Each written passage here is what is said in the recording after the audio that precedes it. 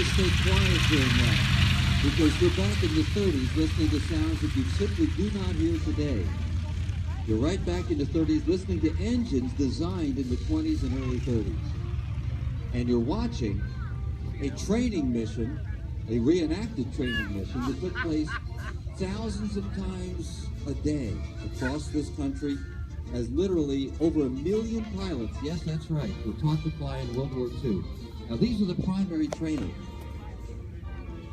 Primary, then basic, then advanced, all different airplanes. The basic would be the Vultee Valiant, and you'd work on your instrument flying with instruments, and learning how to use radar and everything else.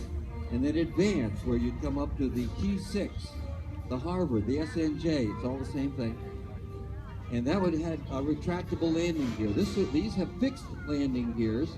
They cruise at 85 miles an hour. You simply learn how to fly. Primary airplanes for World War II could be the Piper Cub, as you see yellow Piper Cubs over there. Or it could be an Aeronca Champ. That's a Korean painted Champ. The silver one with the Air Force markings. And that is actually from the Air Force, because the Air Force came out in 1947, and that one did too. So during World War II, we had the Army Air Corps. We did not have the standalone United States Air Force. That was formed in September of 47. Learning to fly means that you're a farm boy from Kansas or Iowa or wherever. You're going to come out and you've never even seen an airplane. You're going to learn all the mathematics involved, and you're going to go through all the groundwork and learn about meteorology. Then you're going to get into the cockpit, and you're going to find out your right hand is on the control stick. Each foot is on a rudder pedal. You steer the airplane on the ground and in the air with the rudder pedals. Your left hand is on a throttle. We're checking our magnetos. 2 magnetos per engine, and now full throttles, and we'll listen and watch as formation takeoff.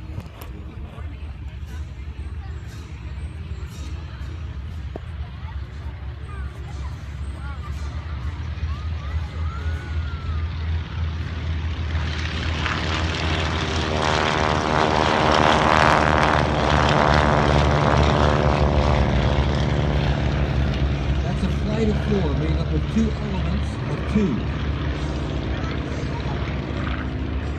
4 flights and we have a squadron.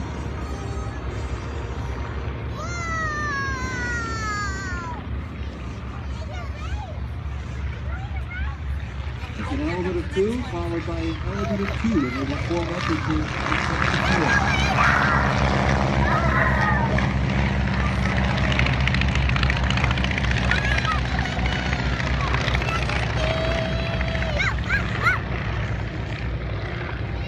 Taking off is easy. In fact, you could stand, and unfortunately this has happened, but you could stand on the ground and shove the throttle forward, and the airplane would take off by itself. It'll crash, of course. But the landing is what takes the practice. We have a skydive aircraft up somewhere. Can you, pretending you're on the White Cliffs of Dover during World War II in 1940? The Germans are coming over with stupid dive bombers. They're going to bomb England. You are out there with binoculars and a telescope looking for the incoming German. Can you find the airplane way up at 3,000 feet? Where is it? Over there. It's there. The kids got it. See, you guys would make excellent spotters during the Battle of Britain. There it is. Our skydiver is up to 3,500 feet. This is our Memorial Day salute as we remember all those who have given their lives so that we can have air shows and NASCAR races and win baseball games. Hot dogs and hamburgers on a Memorial Day weekend. The winds aloft, right now we've got 7, 8 miles an hour, maybe verging on 10, 9. But up there it's more. As you go higher, that wind is a lot more. At least 35 or 40 miles an hour wind up there. We start getting up to 3,000 feet. It's going to be a lot more of a breeze. So when the skydiver comes out, which is Joe Callan, Air Force Joe Callan. Joey Callan, his son, is now a second lieutenant, just graduated from Virginia Tech. And Lieutenant Joey Callan up in the sound booth. Give him a salute. There he is, ladies and gentlemen, with his new fiancée. How about that? All right, we'll be going down to Keesler right now. There's our puff of smoke indicating he's on the jump run. And Joey's dad, Joe Callan, will come out of the airplane, step off of the wing, and accelerate to 110 miles an hour. That's terminal velocity at this altitude, where the force of gravity pulling down equates with the drag of the air. The higher you go, the faster you would fall. This altitude is about 110, 20 miles an hour. So there he comes. He's in free fall, up to 120 miles an hour, pulling that ripcord. And he's got a good parachute. In World War II, they used the static line jumping out of the C-47 and used the old round parachutes where you land like a sack of potatoes. And this one, they have these nice new rectangular shaped parachutes that have an airfoil. Singing the national anthem today, and McCain standing here. We can all stand and take off our hats and get ready for the national anthem. The flag is up there with the skydiver, and it's also down here.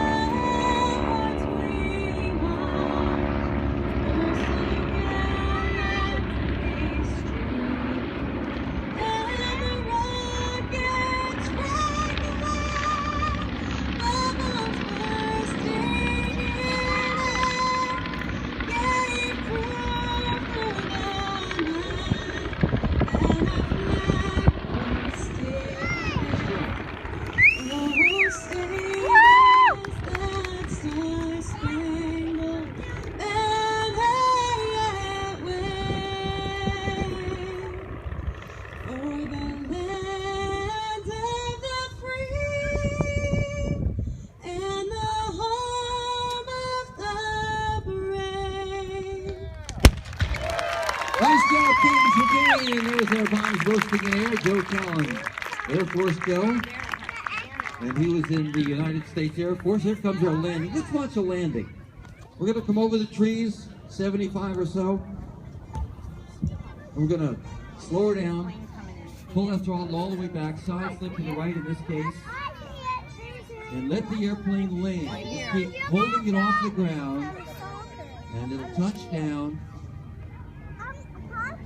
And now you steer it with your feet. Give him a hand there, folks. Nice landing.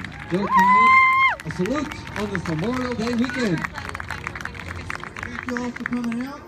It's a beautiful Memorial Day weekend. And please remember all the troops who lost their lives. This is what this weekend's all about.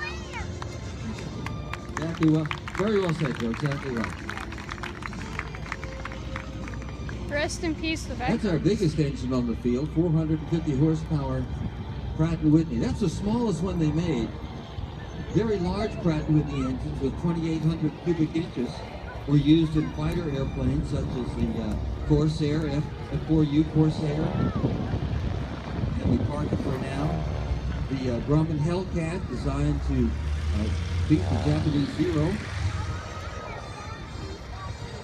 T-47, all use those big round engines that will bring the pilots up. Right now, here comes a competition. Baron, we're going to prepare for dogfighting. You mean these guys have guns up there? No. They're not going to shoot each other? No, this is primary training, so we're still learning to fly. So, we will try to, just as you found that jump aircraft, our pilots will attempt to find the helium-filled balloons that will be released. will rise slowly. Very, very small target. They're going to try to pop the balloons with their propellers. How about that, huh?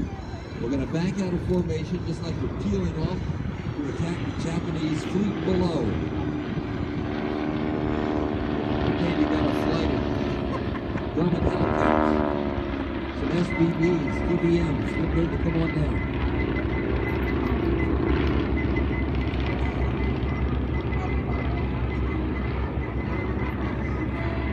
Is there some sort of competition going on here? Competition, but indeed it is. It's not like it's too bad, and they're going to try to pop the balloon.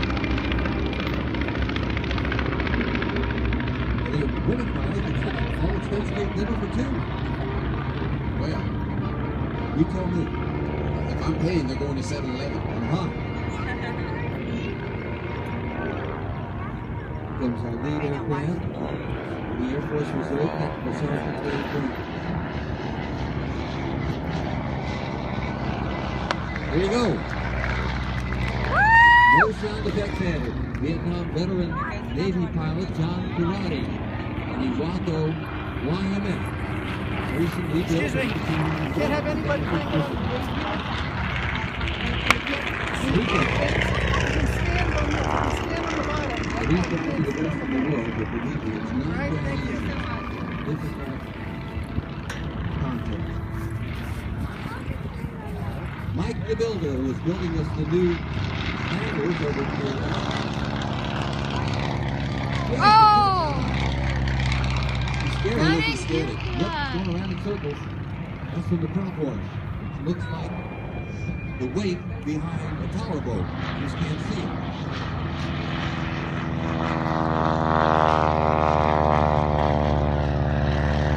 Just slow on there. Chuck Tippett in the Waco UPM 7, UPM 14. Near this, Waco's coming to the Wheeler Aircraft Company, built out in Troy, Ohio. And now, back to the Spearman. Western Courier, near this. And Tom coming in close. Almost Randy missed them all. Joe Bender, head of the ground crew in the Starduster 2. This airplane, designed by Louis Stolt, seats 2. It's a home built and beautifully built by a master craftsman from Massachusetts. Very old engine. Almost there. We call these Stearmans because they were built by the Stearman Company, founded by Lloyd Stearman. Here's your hot dog winner, Technical Sergeant Dave Brown. Now our Vietnam veteran Navy pilot with the P-309 during the Vietnam War. He's 2 for 2. Time for first. Was he Master Sergeant? Okay, it was Technical Sergeant. Now it's Master Sergeant. Okay, thank you, Dave. It's a promotion every time I come out here. Man, what's he doing over there?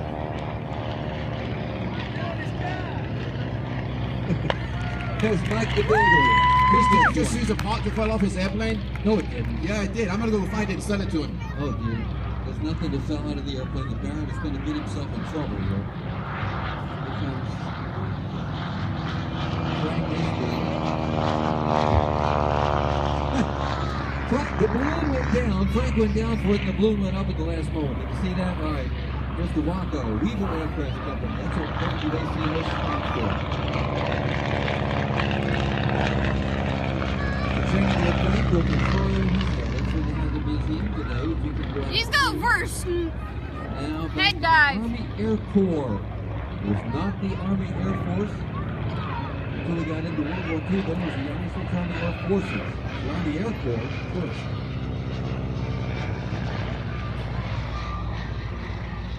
About 10,000 of these were built. You can find them at almost every airfield around the country.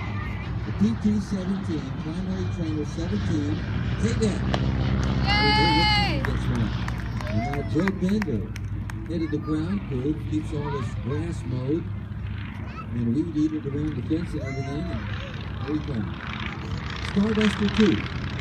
Do a sport. Going up there, Joe. Up there, up there. Oh, he almost got it.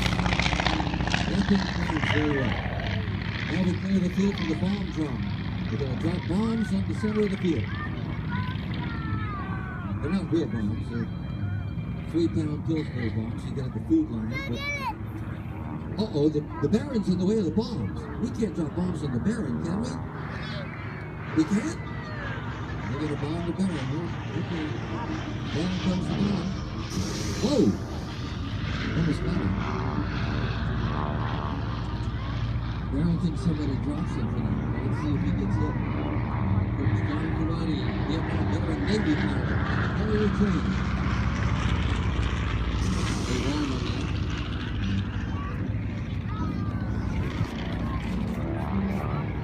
Frank Isbell's Aero Works down in Petersburg, Virginia, where he restores our planes. I'm sorry, this is Mike Truchell coming in Frank. Get it, Mike the Builder. Hello. Now Frank. Bad luck with the balloon. Let's see how he does with the barrel. 300 horsepower line coming with a turbo truck, supercharger. Almost gear-driven superchargers, but also in the high-flying bombers in World War II, they had It's not turbochargers going to. that allowed the manifold pressure to be increased 20 and 30,000 feet of altitude. Disintegrating bomb. Now a couple of pilots come in. You ask if this is a reenactment. It is. The Russian Night Witches. Women pilots during World War II flew small biplanes and dropped grenades on the Germans below when they were trying to sleep at night. True story. Thousands and thousands of missions.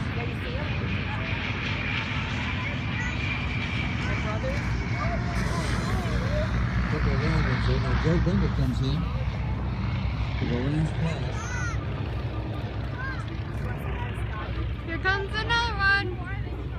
During the Battle of Stalingrad, the Germans were trying to overrun Russia, and the German pilots came in at night with grenades from small biplanes like that. Almost got him.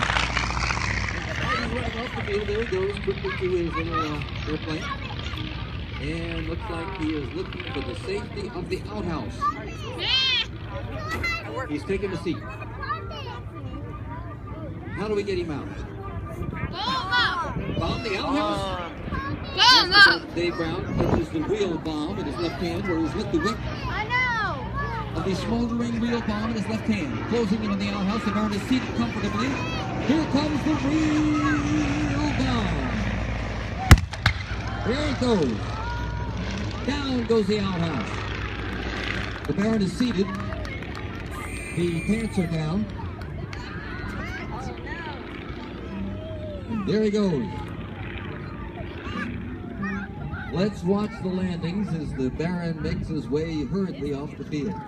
We welcome back Charlie Dixon with us today, dressed in World War II garb, saluting the fallen.